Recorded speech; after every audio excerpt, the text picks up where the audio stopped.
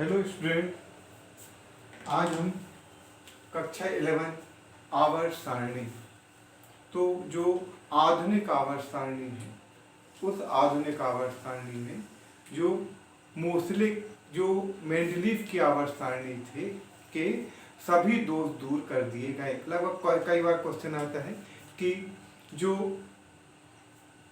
Mendeleev की आवर्त सारणी के क्या दोष थे और उन्हें मोस्ले की आवर्त सारणी या आधुनिक आवर्त सारणी में किस प्रकार से दूर किया गया। मतलब जो नई आवर्त सारणी है उसमें पुरानी आवर्त सारणी के दोषों को किस प्रकार दूर किया गया।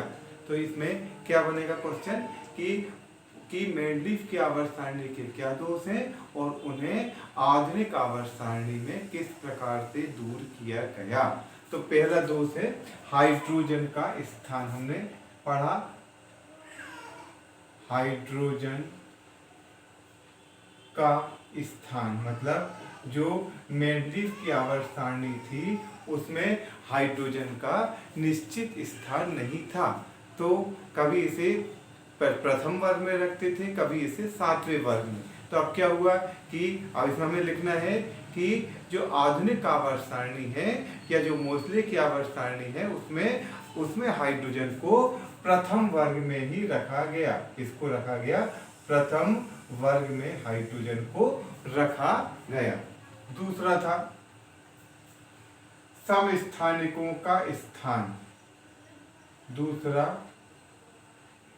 समस्थानिकों का स्थान, मतलब जो मेंडलीव की आवर्त सारणी थी उसमें एक ही तत्व के जो समस्थानिक थे, जो एक ही तत्व के समस्थानिक थे उन्हें एक ही स्थान, माने क्योंकि उनके परमाणु भार भिन्न भिन्न थे तो उनको अलग अलग जगह रखना था, तो इन्हें अलग अलग स्थान पर। तो इसका दोष था कि समस्थानिकों का स्थान, परंतु चूंकि समस्थानिकों के परमाणु क्रमांक समान होते हैं इसलिए इन्हें एक ही स्थान पर रखा गया। मतलब जैसे कार्बन के दो समस्थानिक हैं C12 C13, हाइड्रोजन के 1H1 1H2, तो ये क्या हुआ, इनको एक ही स्थान पर रखा गया। क्योंकि इनके परमाणु क्रमांक समान है। हमारी जो मोस्ले की आवर्त सारणी है वह आधारित है परमाणु क्रमांक या परमाणु संख्या पर। तो यह क्या हुआ कि मोस्ले की आवर्त सारणी में समस्थानिकों को एक ही स्थान पर रखा गया क्योंकि इनके परमाणु क्रमांक समान थे। क्योंकि इनके परमाणु क्रमांक समान थे इसलिए मोस्ले की आवर्त सारणी में समस्थानिकों को एक ही स्थान पर रखा गया। तीसरा हुआ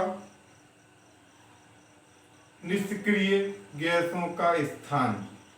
तीसरा है निष्क्रिय गैसों का स्थान। तो जो मेंडलीव की आवर्त सारणी है उसमें अक्रिय गैसों को या निष्क्रिय गैसों को, में जो मेंडलीव की आवर्त सारणी है उसमें अक्रिय गैसों को या निष्क्रिय गैसें जो हैं उन्हें 18वें वर्ग में रखा गया।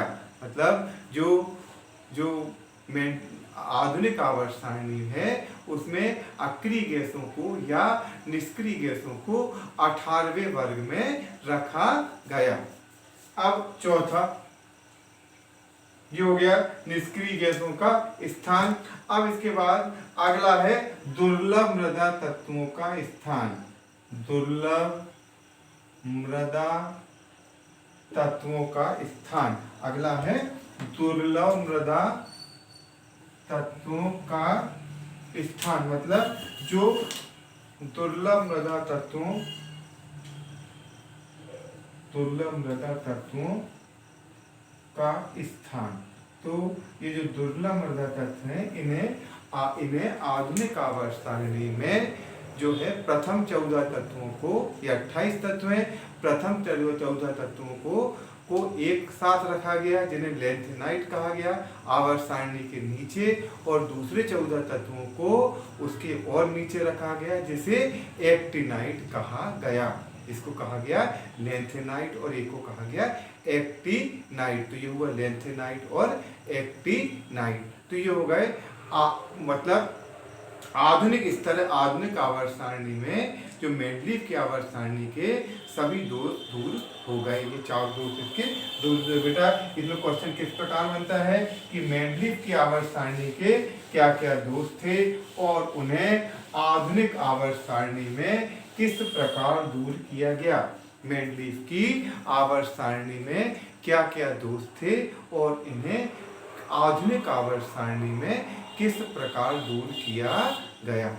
अब देखो इसके बाद क्वेश्चन आता है कि जो कॉम्पिटिटिव एग्जाम में भी आता है और हमारे प्लेन एग्जाम में भी आता है, हमें पता होना चाहिए कि कभी कोई भी तत्व का परमाणु क्रमांक तुम्हें दिया है तो तुम्हें ये पता होना चाहिए कि वह तत्व किस आवर्त में उपस्थित है तथा किस वर्ग में उपस्थित है।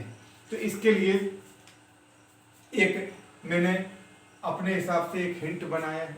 तो देखो 2, 8, 8, 18, 18, 36, 2, 8, 8, 18, 18, 36। अब देखना बेटा है 2, 8, 8, 18, 18, 36। अब इसमें जो लेक्चर 1 और लेक्चर 2 में मैं आपको आवर्त सारणी अच्छे से पढ़ा चुका हूं, फिर भी थोड़ा इसमें मैं आपको एक देखो तो परमाणु क्रमांक एक देखो ये आया पहला। डिस्क्रिप्शन में आपको नोट्स भी दिए हुए हैं, जो डिस्क्रिप्शन के नोट्स हैं, डिस्क्रिप्शन में जो नोट्स दिए हुए हैं बेटा उस डिस्क्रिप्शन के नोट्स में भी तुम्हें ये एक तरह से फार्मूला बना के बताया गया है। पहले हमें डिस्क्रिप्शन के नोट्स को उतारना है, फिर ये वीडियो देखना है, ठीक है। अब देखना H और HE ये हुआ पहला, ये हो गया H और HE, मतलब पहले में 2 तत्व हैं H और HE। ये हुआ पहला और ये हो गया लास्ट में कर लिए, ये हो गया HE, ये हो गया 18। अब दूसरे में 8 है Li, Be,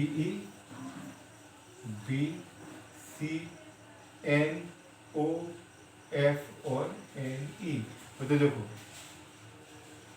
एक इसका परमाणु क्रमांक 1, इसका 2, इसका 3, 4, 5, 6, 7, 8, 9, 10, मतलब 3 और 4 जिनका परमाणु क्रमांक है, जिनका मतलब बेटा है जिनका परमाणु क्रमांक 3 और 4 है, वो 3 वाला है प्रथम वर्ग में, काले से लिख रहा हूं, और 4 वाला है द्वितीय वर्ग में। 3 वाला प्रथम में है और 4 वाला द्वितीय में है। फिर जिसका अब देखना है, इसके बाद आया 5, 5, 6, 7, 8, 9, 10, 5 से 10 देखना, ये बेटा 8 तत्व हैं, तो 8, 2 और 8, 10, मतलब चालू होगा 3 से और खत्म होगा 10 पर। ये चालू होगा परमाणु क्रमांक 3 से 10 तक, ये 1 से चालू होगा 2 तक, मतलब जो पहला तत्व है उसका परमाणु क्रमांक 1, इसका परमाणु क्रमांक 3 होगा और जो लास्ट तत्व है उसका परमाणु क्रमांक 10 होगा, ठीक। अब देखना बेटा है 3, 4, 3, 4, तो ये होगा 1 और 2 में, मतलब तीसरा जिसका परमाणु क्रमांक 3 है वो प्रथम वर्ग में होगा, जिसका परमाणु क्रमांक 4 है वो द्वितीय वर्ग में होगा। अब 5 से 10, तो देखो 5 से 10 तो ये होंगे 13 से 18, इसका मतलब क्या हुआ जरा समझना, जिसका 5 होगा वो 13, जिसका 5 है वो 13, मतलब एक्चुअल में देखो यह 13, 14, 15, 16, 17 और ये 18, ये 13, 14, 15, 16, 17, 18, जिसका 3 होगा वो 13 में, जिसका 5 होगा वो 13 में, जिसका 6 होगा वो 14 में, जिसका 7 होगा वो 15 में, जिसका 8 होगा वो 16 में, जिसका 9 होगा वो 17 में और जिसका 10 होगा वो 18 में। अब इसके बाद अब देखो अगले में फिर कितने हैं, अभी देखना है, फिर इसमें 8 है, अब इसमें है 8। अब मैं पूरा तत्व नहीं लिख रहा हूं, इसमें है 8, मतलब 8 जो 10 तो हो गए, ये चालू होंगे 11 से लेकर और 8 ये हो गए 10 11 11 12 13 14 15 16 17 18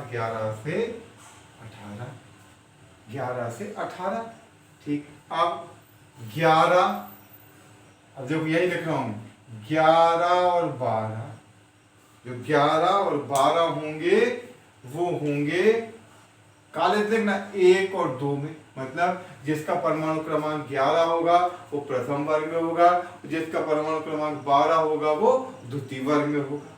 अब 11 12 हो गए, देखना ये समझना मैं काले से लिख रहा हूं वर्ग का क्रमांक, जो वर्ग का क्रमांक है वो मैं लिख रहा हूं ब्लैक से, ठीक है। अब देखना बेटा, अब ये हो गए 11 12, अब बचे कितने 13, ये ब्लैक से है। अब है 13 से 18, 13 से 18। अब देखना 13 से 18 कैसे गिनती होगी 13 14 15 16 17 18, ये 6 तत्व हैं। तो ये जो 6 तत्व हैं ये 13 से 18 है, तो ये इनके वर्ग भी होंगे 13 से 18, ये होंगे 13 से 18, ये होंगे 13 से 18। अब ये हो गए 11 से, अब देखना 11 से, अब इसमें मतलब जिसका 13 होगा 13 वर्ग में, 14 होगा 14 वर्ग में, 15 होगा 15 वर्ग में, 16 होगा 16 वर्ग में, 17 होगा 17 वर्ग में, 18 होगा 18 वर्ग में। अब इसके बाद अब फिर कितने आए, अब फिर से है बेटा, फिर से हुए 18। तो अब 18 तो हो गए, अब ये चालू होगा 19 से, ठीक है। अब 19 से चालू होगा, तो जो देखना है जो 19 और जो 20 होंगे वो होंगे पहले और दूसरे, ये होंगे पहले और दूसरे, पहले और दूसरे में। अब चालू हुआ 21, अब ये ध्यान रखना अब वैसा नहीं होगा, 21 से जो 10 तत्व होंगे, मतलब 21 से जो 10 तत्व होंगे 19 20 21 21 22 23 24 25 26 27 28 29 30, 21 से 30, जो 21 से 30 होंगे वो चाल वो होंगे 3 से 12, मतलब जिसका 21 होगा वो तीसरे में, जिसका 22 होगा वो चौथे में, जिसका 23 होगा वो पांचवें में, जिसका 24 होगा वो छठवें में, जिसका 25 होगा तो ये अपने को ये याद रखना पड़ेगा कि ये 3 से 13 में होंगे। अब अभी केवल कितने हुए, ये 2 तत्व 2 और ये 8 जो होगा 10 और 2 12। अब इसको मैंने थोड़ा इस कॉलम को ऐसा बढ़ा लिया, 1 18 अभी और है।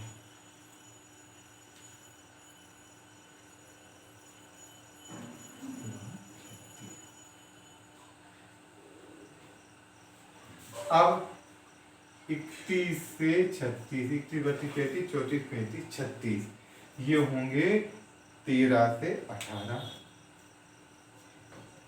13 से 18, मतलब जिसका 31 होगा वो 13वें वर्ग में, जिसका 32 होगा वो 14वें वर्ग में, जिसका 33 होगा वो 15वें वर्ग में, जिसका 36 होगा वो 16वें वर्ग में, जिसका 37 होगा वो 17वें वर्ग में, और जिसका 38 होगा वो 18वें वर्ग में होगा। अब देखो बेटा, अब कहाँ तक आ गए हम, 18 से 36 तक, ये आ गए 36। अब फिर 18, तो ये होंगे 37 से 54, ये है परमाणु क्रमांक। अब तो देखो 37 और 38, ये बिल्कुल वैसा कि वैसा, 37 और 38 ये होंगे 1 और 2 में, 1 और 2 में, 37 और 38 ये हुआ 37 और ये हो गया 38, ये हो गया 1 और 2। अब इसके बाद 39, 39, 40, 41, 42, 43, 44, 45, 46, 47 और ये 48, ये हो गया 48। ये हो गए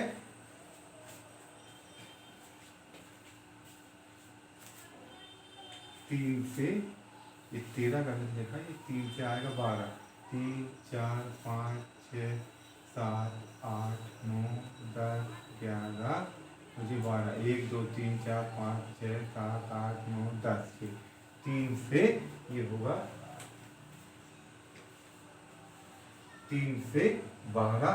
ठीक, अब ये भी वही होगा 3 से 12, 37, 38 और 3, मतलब 39 वाला 3, 40 वाला, तो इसका मतलब क्या हुआ,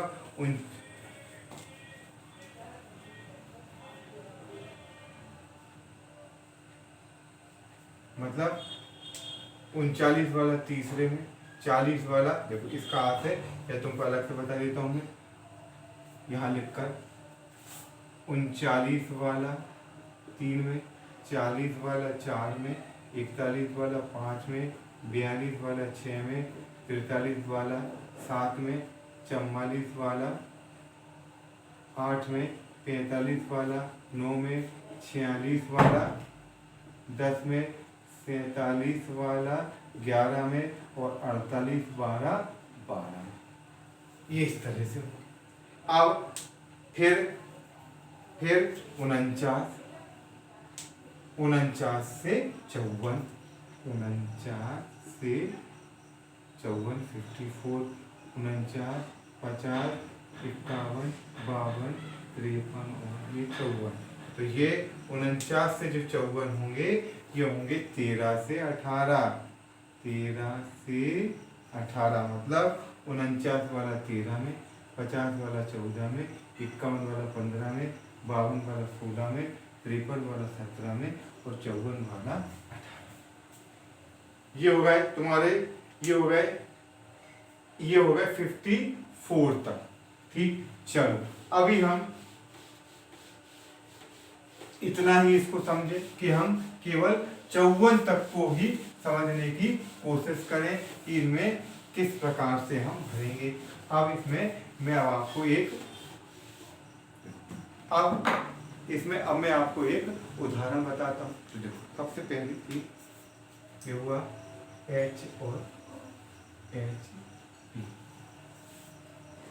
Li, Be, B, B, C, N, O, F और N, Mg, Al, Si, P, S, Cl, Er, potassium, calcium, scandium, titanium, vanadium, chromium, magnesium. 19, 20, 21, 22, 23, 24, 25, 26, 27, 28,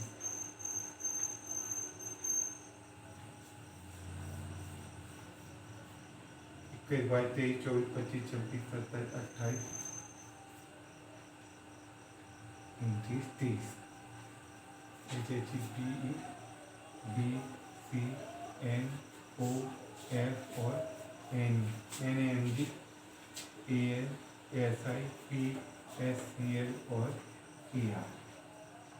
ये हुआ प्रथम आवर्त, इसमें 2 तत्व। ये हुआ द्वितीय आवर्त, इसमें 8 तत्व हैं। ये हुआ तृतीय आवर्त, इसमें भी 8 तत्व हैं। ये हुआ चौथा आवर्त, इसमें है 18 तत्व।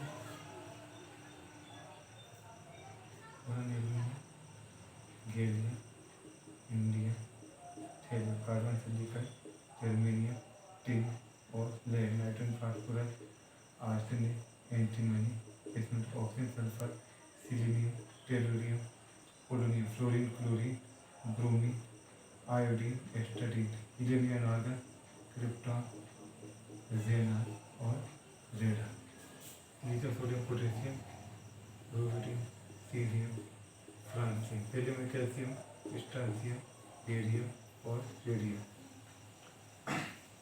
Zinc, cadmium, mercury, copper, silver और गोल्ड।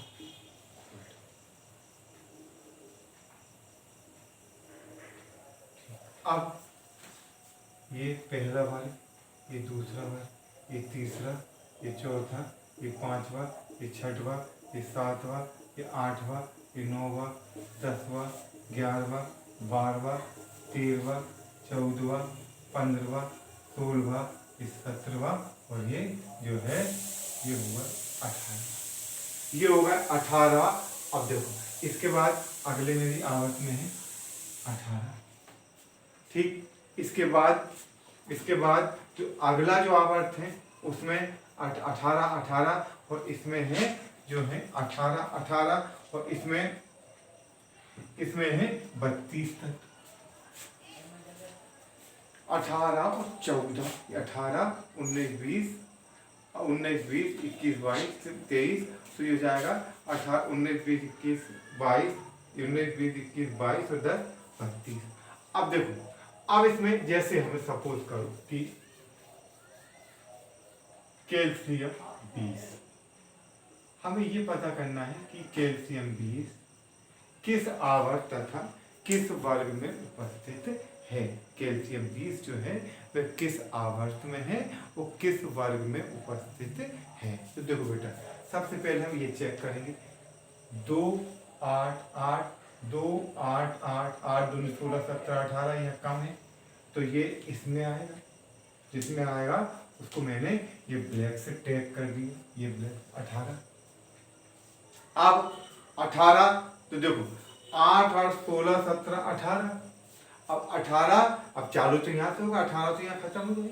यहाँ देखो 1 और 2, 3 से 8, 4 से 3 से 10, फिर 11 से और ये 18, तो ये होगा 19 और ये होगा 20। मतलब ये जो है चौथे आवर्त में होगा और ये जो है दूसरे वर्ग में होगा। चौथा आवर्त और दूसरा वर्ग।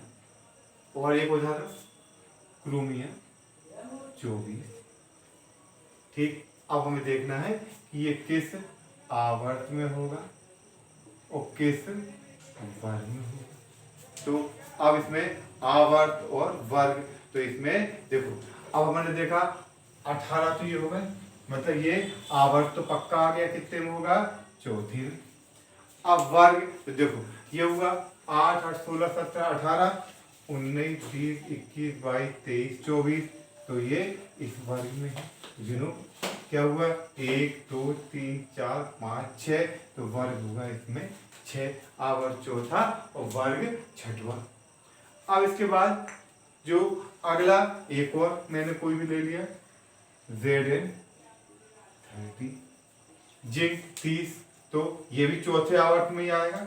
आवर्त इसमें भी होगा 4th और जिंक 30 है, 30 मतलब ये हुआ 18, 19, 20, 21, 22, 23, 24, 25, 26, 27, 28, 29, 30, मतलब ये होगा वर्ग होगा इसमें 12वां। तो जिंक जो है वर्ग होगा 12वां। फिर Br 35, तो इसमें आवर्त तो हो गया चौथा। अब 35 है तो यहाँ चालू किया 19, 20, 21, 22, 23, 24, 25, 26, 27, 28, 29, 30, 21, 32, 33, 34, 35, 35 मतलब ये 18 है तो उससे एक कम जो होगा वो होगा 17वां।